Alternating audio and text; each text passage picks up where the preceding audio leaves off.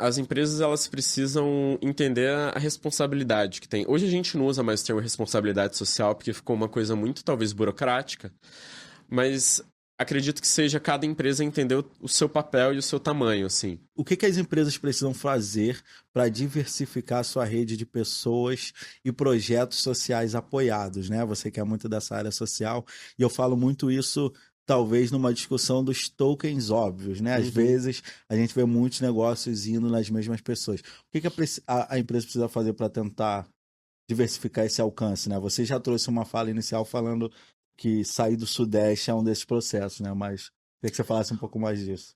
Pra mim é procurar em lugares diferentes, assim, procurar nos lugares menos óbvios. E porque eu acho que tem uma coisa, né? Para mim é muito interessante as empresas elas querem muito de inovação. Não, porque eu quero inovar, que não sei o quê, mas às vezes eles querem inovar do mesmo jeito com as mesmas pessoas. Sim. Então, na inovação, né? Então, para mim, procurar esses lugares menos óbvios, procurar esses outros caminhos, essas outras pessoas, esses outros saberes, né? Essas outras origens, né? Então, de novo, beleza, a gente pode falar de pessoas negras, a gente pode super falar de pessoas negras, mas se a gente falar de mulheres lésbicas indígenas, né? Dos povos originários e esses outros caminhos e esses outros lugares. Que aí eu acho que a inovação ela tá aí. Porque a gente vai entendendo outras complexidades, essas outras complexidades vão trazendo outros desafios, e esses outros desafios vão provocar para inovar.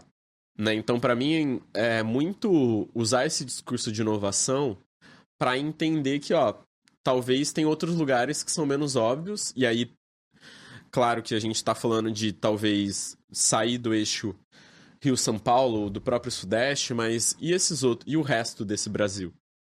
Né? Esses outros caminhos que tem, aonde que eu consigo chegar.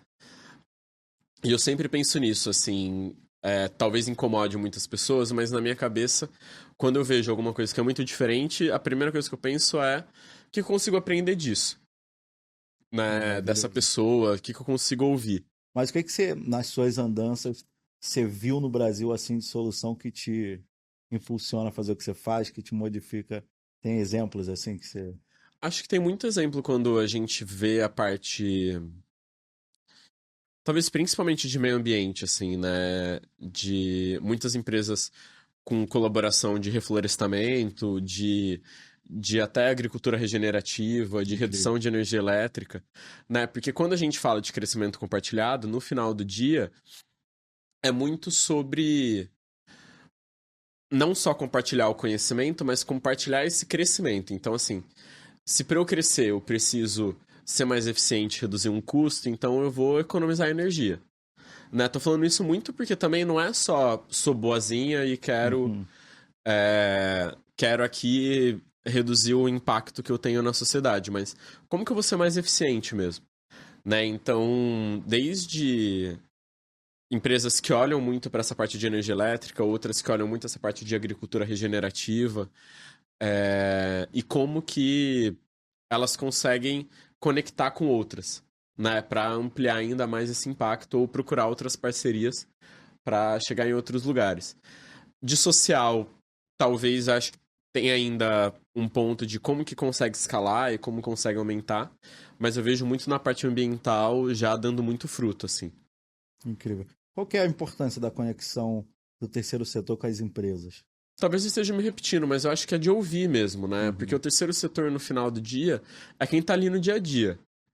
Né? De novo, assim, outro exemplo, eu lembro de, às vezes, as pessoas chegarem, né? Quando a gente tá falando do VOA, que, de novo, é o nosso programa de voluntariado com as organizações sociais, eu lembro de uma pessoa que tava no time de diversidade falar assim, vamos colocar no VOA um conteúdo de diversidade?